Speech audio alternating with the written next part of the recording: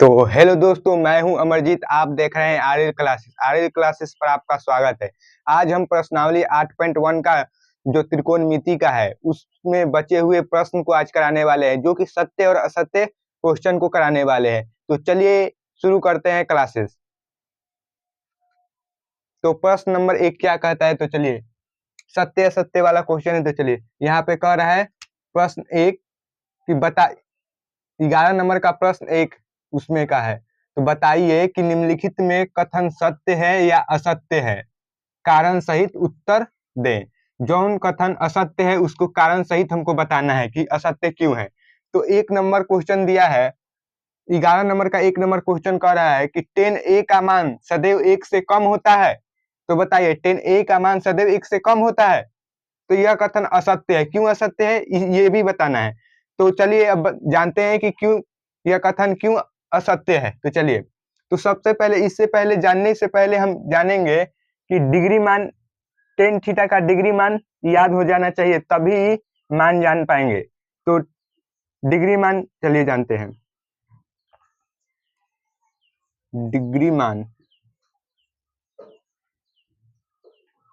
Degree मान को समझते हैं। तो सबसे पहले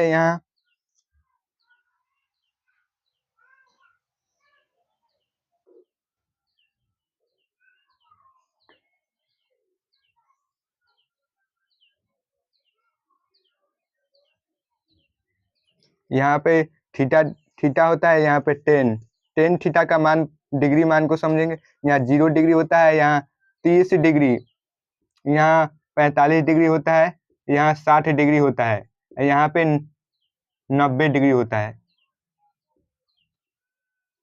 90 डिग्री। तो कह रहा है 10a का मान सदैव 1 से कम होता है। तो यहाँ जानेंगे 10 जीरो का मान कितना होता है। तो 10 जीरो का मान होता है 0। 10 30 का मान कितना होता है। तो 10 30 का मान 1/√3 होता है। 10 45 का मान कितना होता है। तो 1 होता है।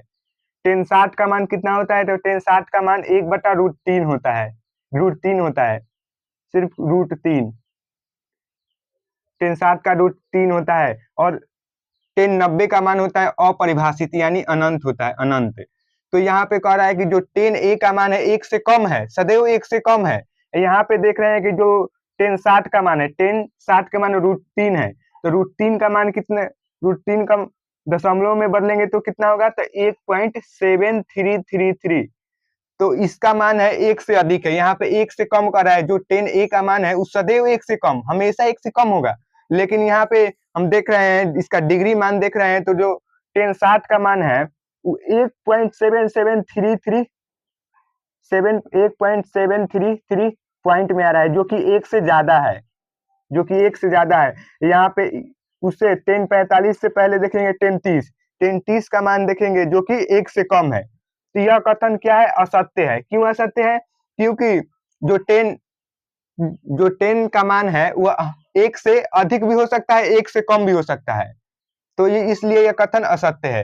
तो चलिए अब इसको लिखते हैं। लिखेंगे कैसे? चलिए,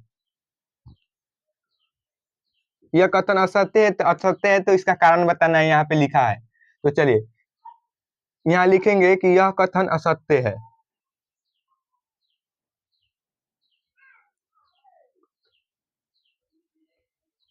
असत्य है। अब क्यों असत्य है बताना है। क्योंकि 10a का मान 1 से अधिक भी हो सकता है और 1 से कम भी हो सकता है। तो यहाँ 10a का मान 1 से कम या अधिक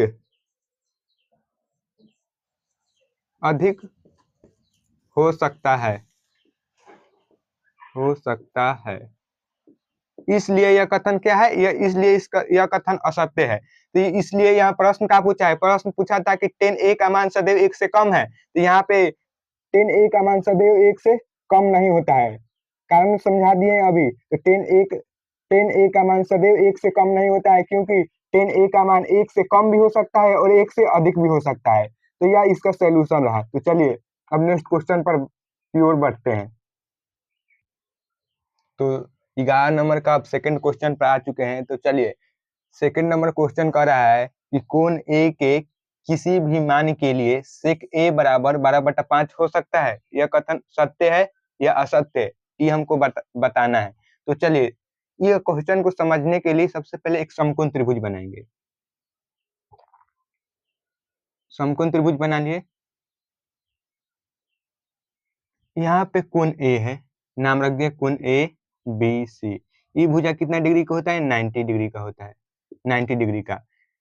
ये कह रहा है कि सेक ए बराबर 12/5 सत्य है या असत्य है, ये हमको बताना है। तो सेक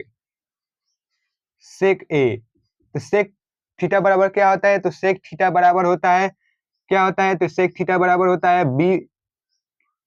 बी बटा एच होता है। क्या होता है? एच बटा बी होता है। सेक थीटा बराबर एच बटा बी। तो यहाँ दिया है एच बटा बी का मान कितना दिया है? यहाँ सेक ए बराबर 12/5 है, यहाँ 12/5 हो गया। तो एच के मान कितना है? 12 और बी का मान 5 है। तो यहाँ एच का मान जो 90 डिग्री के है, तो 90 डिग्री के जस्ट सामने वाली भुजा कर्ण होता है, तो 12। और बी कितना दिया है? अगर इस कोण को थीटा मानेंगे, इस कोण को थीटा मानेंगे तो बी कौन हुआ? ये हमारा बी हुआ। तो वही बी बराबर कितना दिया है? 5। तो हम जानते हैं कि किसी भी त्रिभुज का जो कर्ण होता है वो हमेशा ये दोनों भुजा से बड़ा होता है। जो ए बी भुजा है उससे भी बड़ा हमारा कर्ण होगा ए सी। जो बीसी भुजा है उससे भी बड़ा हमारा होगा कर्ण, ए सी कर्ण होगा। तो हमेशा जो कर्ण होता है हमेशा ये दोनों भुजा से बड़ा होता है। ए बी से बड़ा होता है कर्ण, हमेशा ए सी बड़ा होता है। और बीसी से भी बड़ा हमेशा कर्ण होता है।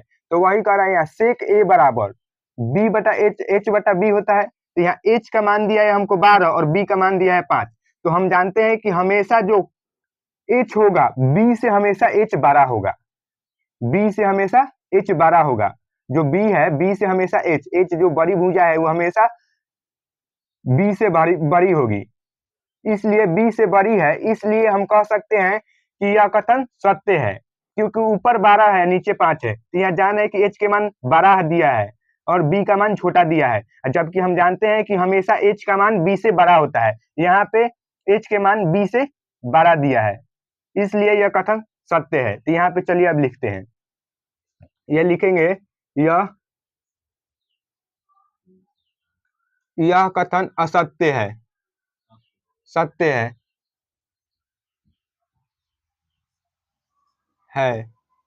क्यों सत्य है? क्योंकि सत्य है, यह कथन सत्य है। तो सत्य है तो सिर्फ हमको यहाँ बताना था कि जो कथन सत्य है उसके बारे में नहीं बताना है, जो असत्य है उसके बारे में कारण बताना है। यह कथन सत्य है, यह कथन सत्य है। क्यों सत्य है? क्योंकि जो सेक थीटा है, सेक थीटा बराबर क्या होता है? तो एच बटा बी होता है, जो कि एच का मान हमेशा बी के मान से बड़ा होता है। यहाँ देखे हैं तो एच बराबर 12 दिया है, बी बराबर 5, जो कि एच के मान बी के मान से बड़ा है, इसलिए यह कथन सत्य है। तो चलिए अब नेक्स्ट क्वेश्चन की ओर बढ़ते हैं। 3 नंबर क्वेश्चन में आ चुके हैं। यहाँ कह रहा है कि कॉस ए कोण ए के कोसेंट के लिए प्रयुक्त एक संक्षिप्त रूप है। मतलब कहने का तात्पर्य है कि कोसेंट का संक्षिप्त रूप कॉस ए है। जैसे कि हम जानते हैं कि कोसीन का संक्षिप्त रूप होता है कॉस, और कोसेंट का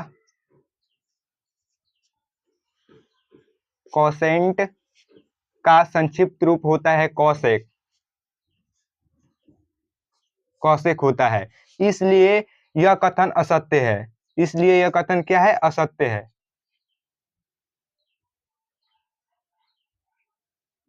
असत्य है।